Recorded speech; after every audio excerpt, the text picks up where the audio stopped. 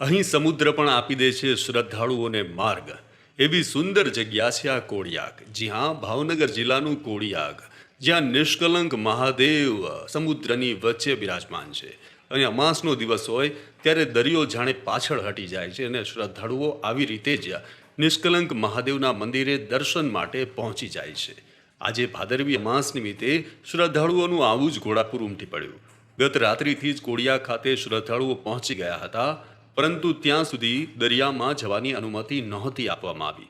જેવી જ અનુમતિ આપવામાં આવી ત્યારે શ્રદ્ધાળુઓનું જાણે આવી રીતે કીડિયારો દરિયાની વચ્ચે પહોંચી ગયું અને નિષ્કલંક મહાદેવના દર્શન કરીને સૌ કોઈ ધન્ય બન્યા હતા. નોંધનીય છે કે અહીં સમુદ્રમાં લગભગ 1 કિલોમીટર દૂર ભગવાન નિષ્કલંક મહાદેવ બિરાજમાન છે. એવી આસ્થા છે કે મહાભારતના યુદ્ધ બાદ પાંડવો અહીં પોતાના પાપને ધોવા માટે નિષ્કલંક મહાદેવના મંદિરે દર્શન માટે આવ્યા હતા.